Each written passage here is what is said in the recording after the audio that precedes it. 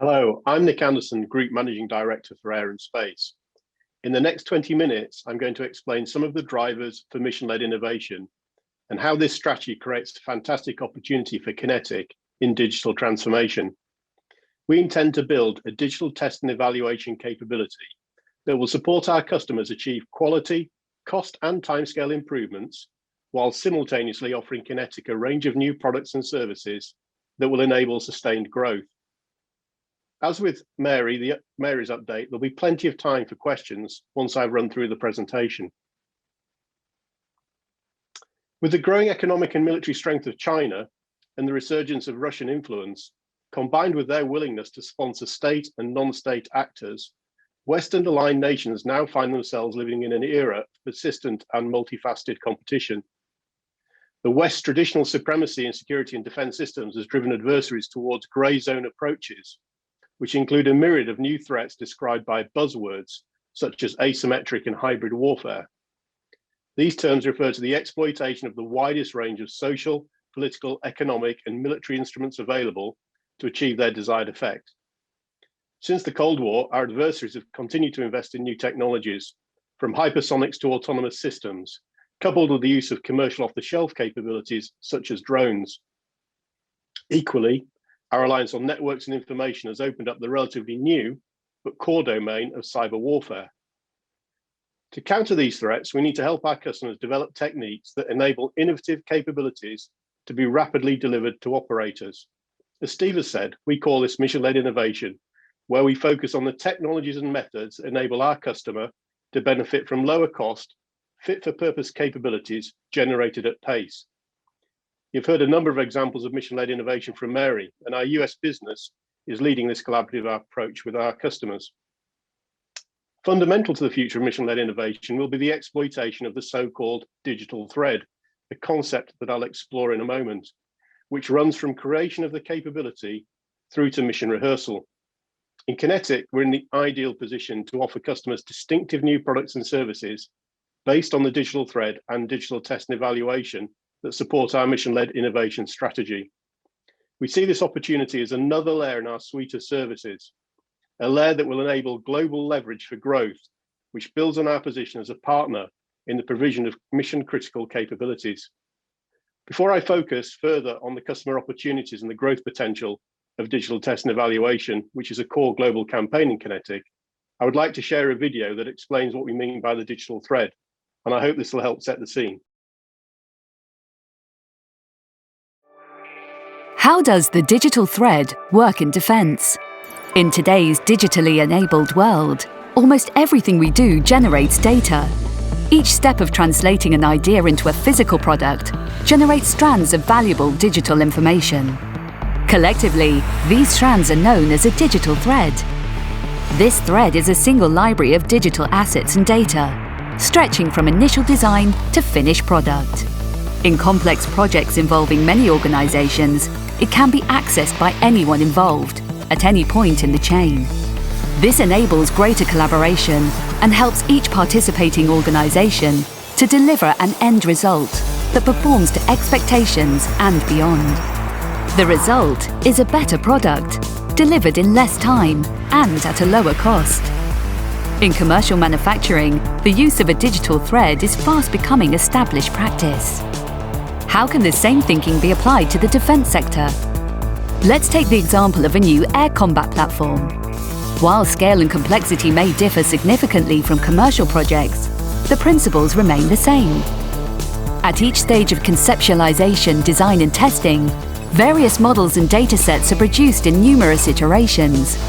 A digital thread speeds up the development of these assets, combining them into a single source of truth about all the project's component parts at any point.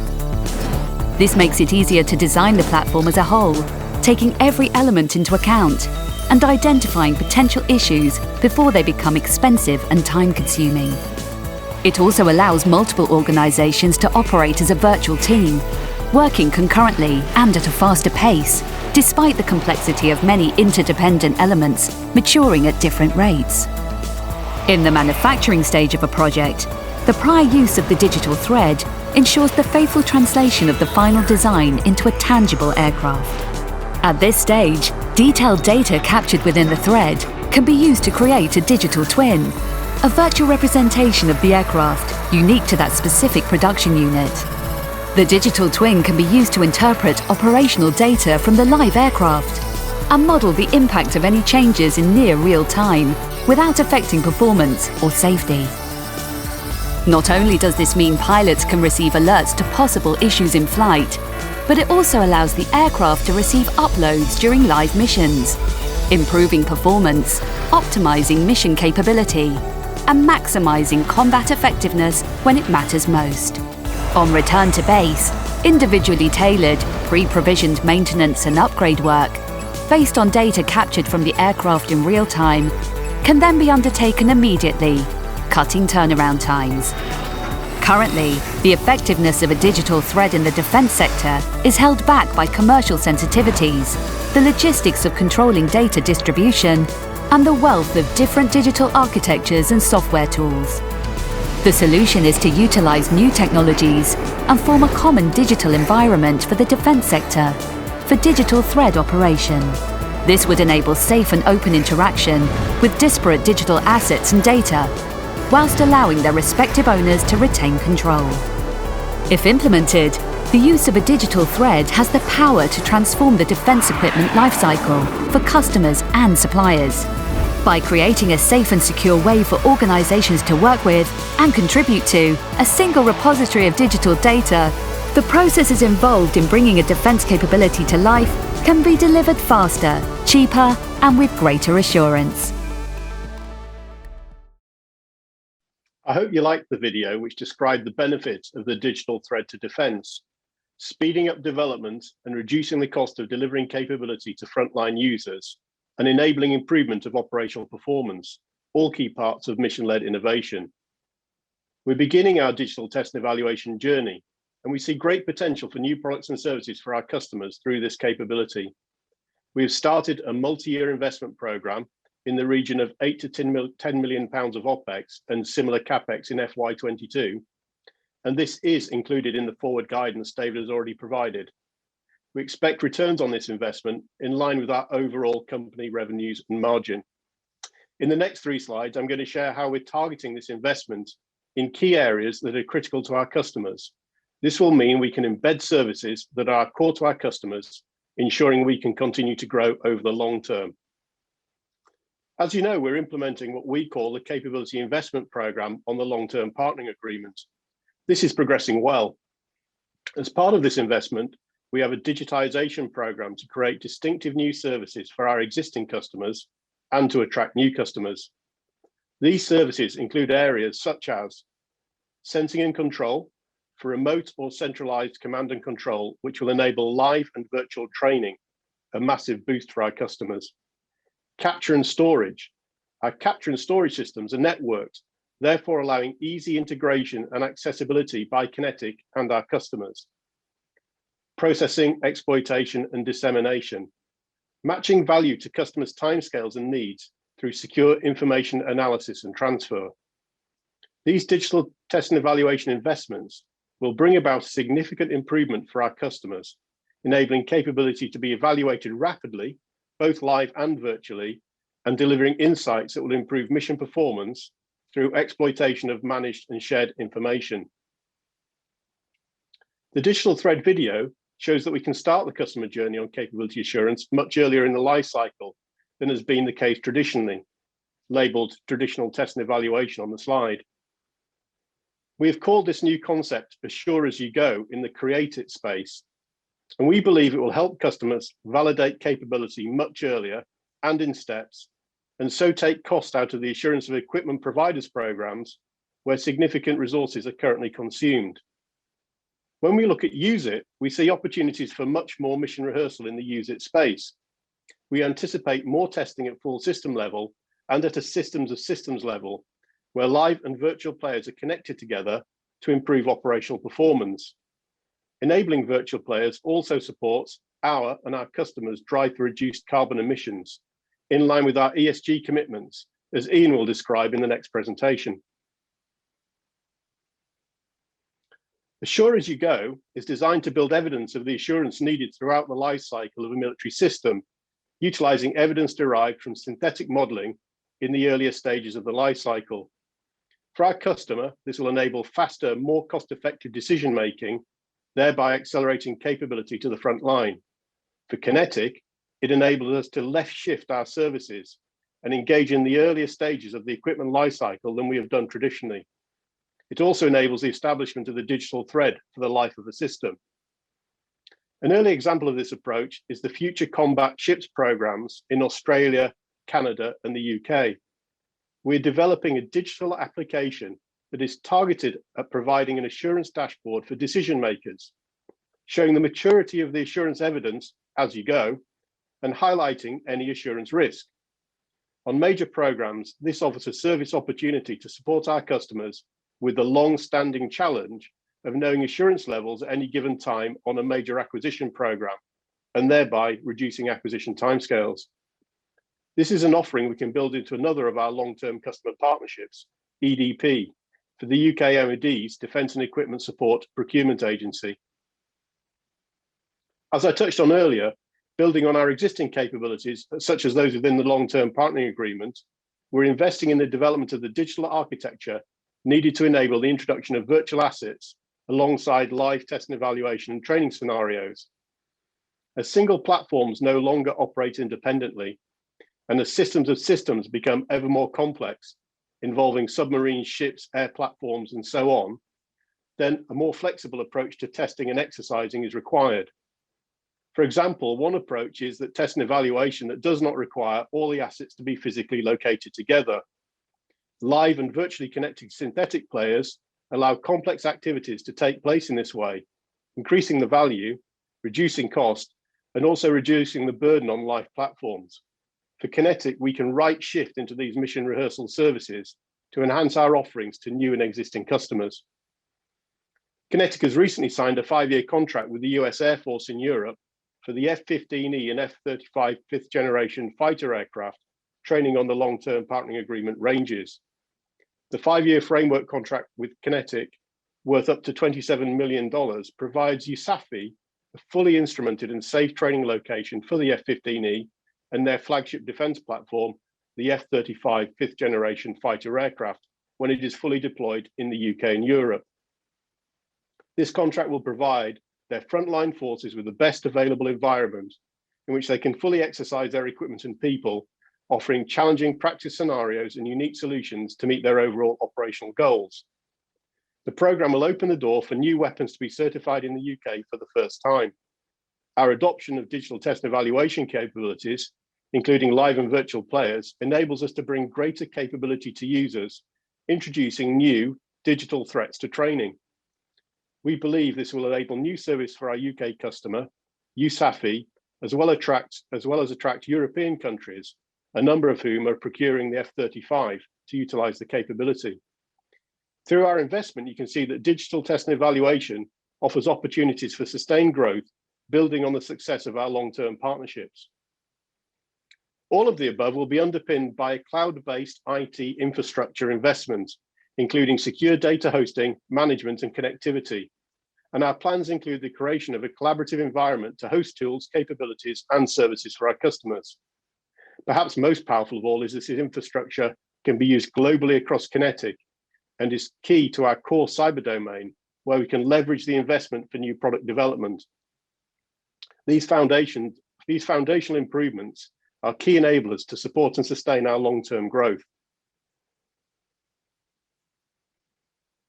On this slide, I'm going to give you 3 more examples across Create It, Test It, and Use It to explain how our digital investment benefits customers with their core challenges and how that creates sustained growth opportunities for QinetiQ. Firstly, Create It.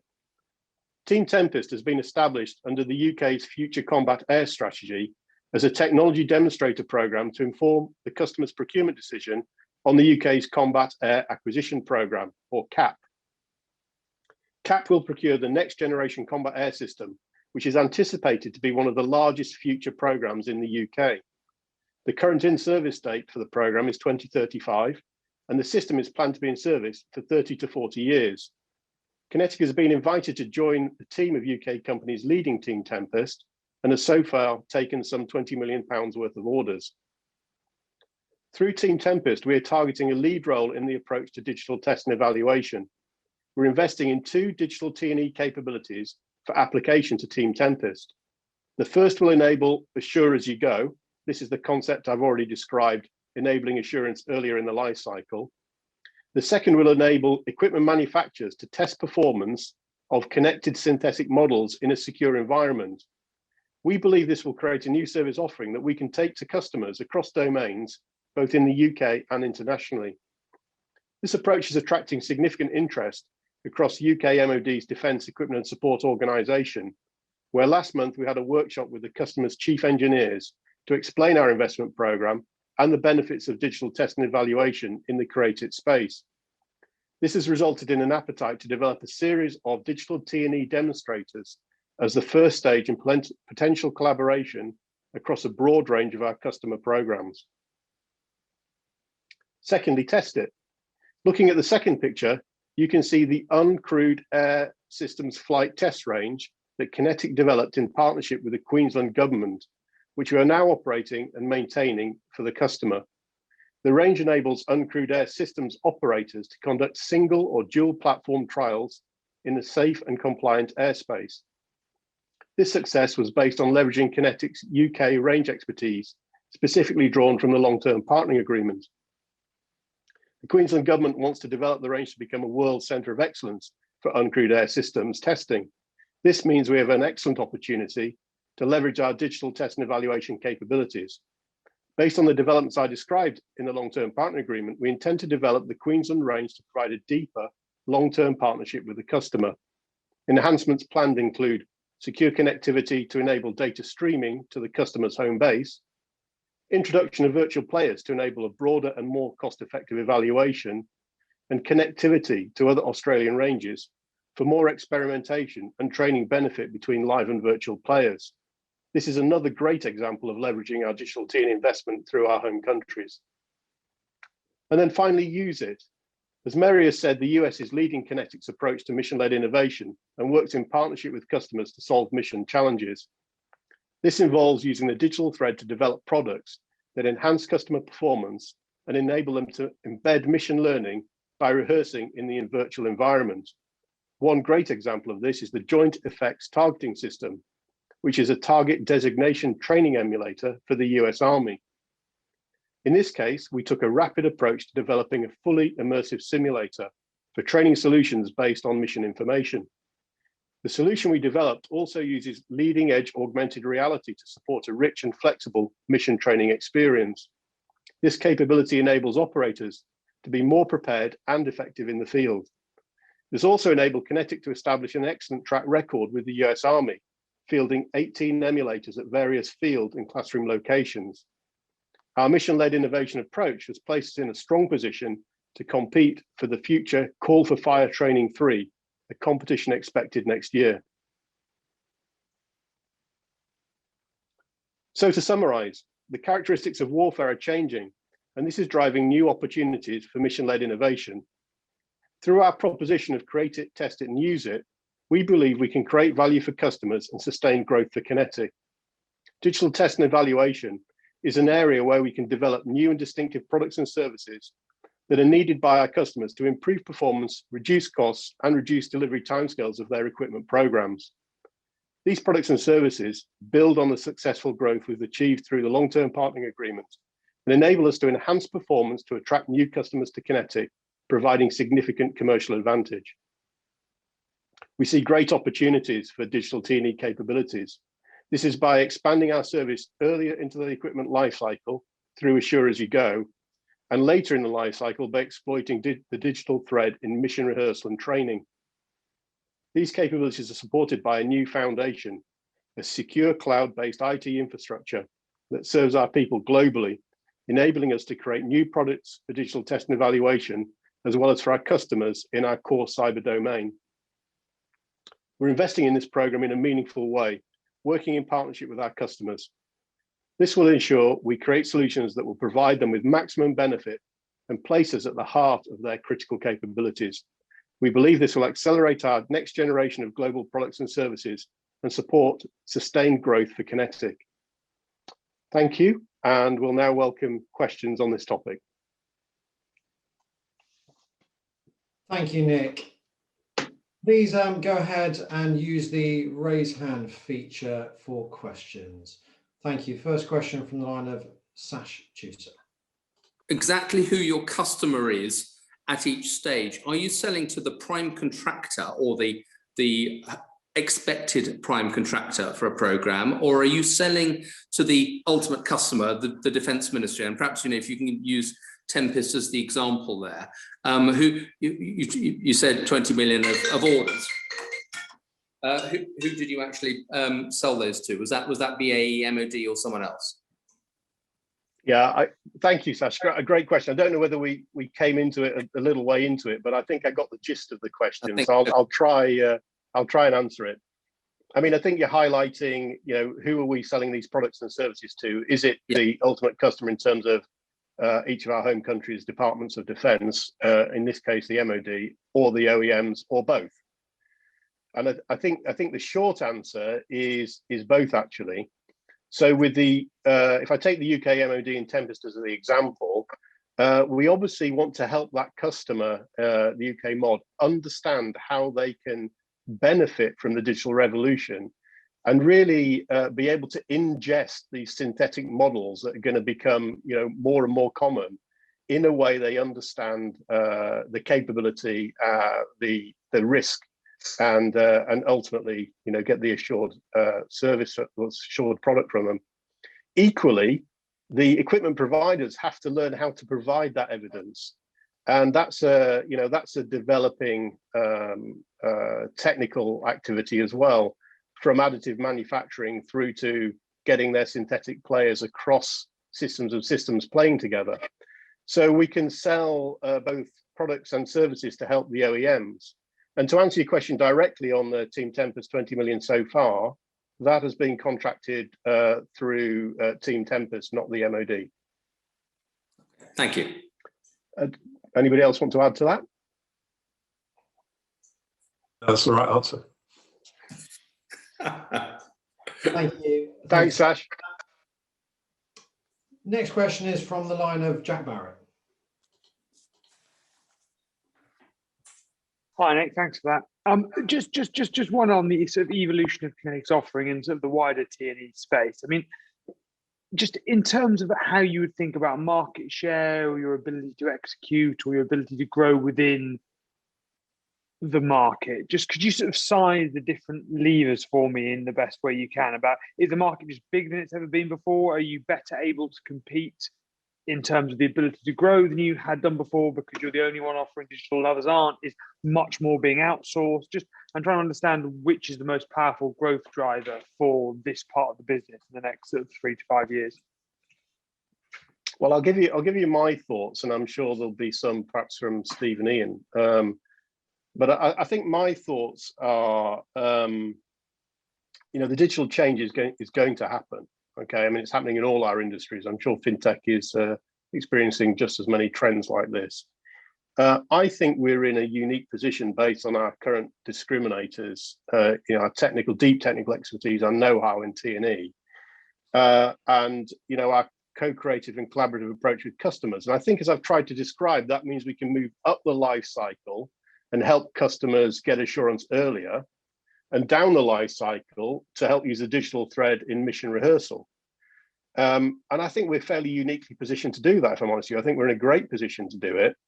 And the real beauty of that is that know-how, that deep technical expertise can be transferred and leveraged globally. So some of the examples I gave, I think, tried to illustrate how we can be at the leading edge of that, not just where, as well, with the long-term partnering agreement, but is to build on the back of that in our home countries. So I mean, I think this is a fundamental change that's going to happen in the market space, and I think we're brilliantly positioned to exploit it. I mean, I agree, Nick, and it's a good question, Jack. And this isn't sort of like a complete revelation, and we're sharing something new for the first time. I think we've been progressively building this story. And think of QinetiQ. We are, and known as, we are a world leader in test and evaluation capability today, particularly in the UK market.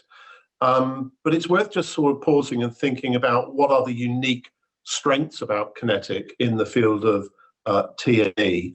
And I'm going to do what you might find strange, which is ask you to park out of your mind all of the physical assets that we run currently, let's say through the LTPA, and say, other than the unique physical assets, what is there that's unique and differentiated about QinetiQ? And I think there are three things that we provide over and above the physical assets that are really unique and value add to us. One is, and Nick has touched on all of these, but one is the sort of multi-domain experience. The fact that we have that breadth across all domains at an overall system and system level is really something that is unique. Secondly, the nature of what we do at equipment and system level. That level of activity and understanding that we can apply for our customers, safety, performance, interoperability, they are really unique characteristics of capability that we can add. And then thirdly, and this is a compliment to our partners in industry, we operate far above what is called the equipment line of development at an overall capability level. So how training, people, systems, infrastructure, all to come together to give an overall fighting capability. So if you look at those characteristics, they are the value of QinetiQ over and above the physical asset that you recognize in T&E. So you're probably thinking, well, what does that mean in terms of the growth levers? Well, if you think about those as value add, those value adds can apply in the virtual world as much as the physical world.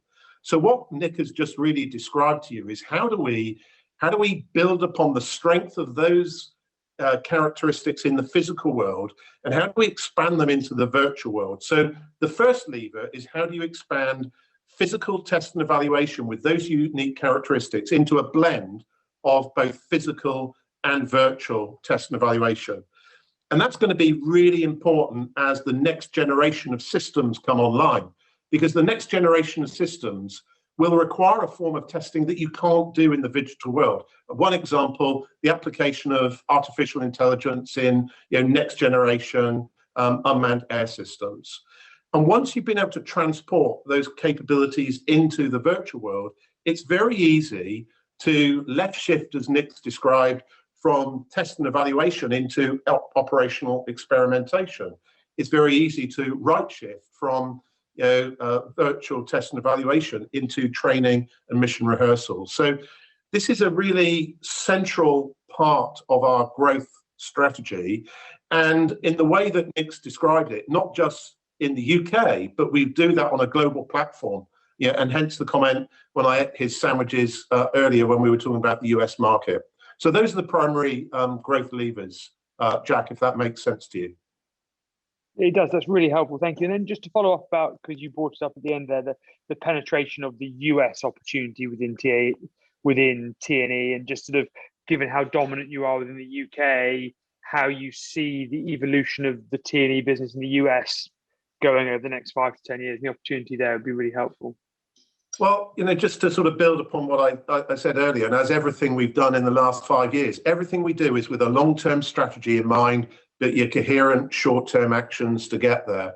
Our focus in the US is what we said, which is building out on our strengths of sensing, autonomy, and robotics. But of course, we do have our eye to, well, where will the US market go in this area? And it's no surprise if you look at what our UK customer and our US customer are talking about. They are talking about modern digital methods around test and evaluation. So the fact that we're investing and developing state-of-the-art thinking in this field definitely gives us that more medium to long-term opportunity in the US. But that's very much in our longer-term horizons as opposed to in the short to medium term that we're working on in the US market right now. But it's in our sights. Steve, can I build on that? Do you mind? Please, Mary. Okay. So part of the pedigree that we brought with the MTech is we do a lot of live virtual constructive, not on the testing side, but on the evolution of sensing technology with platforms. And so we have a strong live virtual constructive that is in sync with the digital thread, and we're growing that. With that, we built a ground combat SIL for System Integration Laboratory that we're working with a CRADA with our government customers to bring sensors, platforms, AI, machine learning together in a collaborative environment where our teaming partners can bring in their technology in a constructive environment to assess how that's going to advance the mission before our customers bring those technologies to the field. So we're already doing that, and there's a lot of demand to use our SIL to advance that strategy as we move into bringing sensors at different layers onto platforms to advance the mission. So it's already going in that direction, and we see more of that as well, Steve. So although it is in the future for other things, we also have some hypersonic targeting when you get into the other elements of testing. The future of testing is going to require advanced threat target technology that we're also bringing to the market as well in the US. So, Jack, can I just add one more point, which I think is, if it didn't register through, I hope it will, that the secure cloud environment, the data exchange layer, the application layer, will then enable us to operate this development environment on a global basis. So as we develop products and services for customers, over time we will have a library which can be exploited through every country. So I think what we're actually doing, these foundations are going to serve us well for the mid and long term of the sustained growth plan. That's So really helpful. Thank you, Jack. everybody. Yeah, it really does. Thank you very much, everyone. Excellent. Thank you. Thank you, Jack. Thank you, Nick.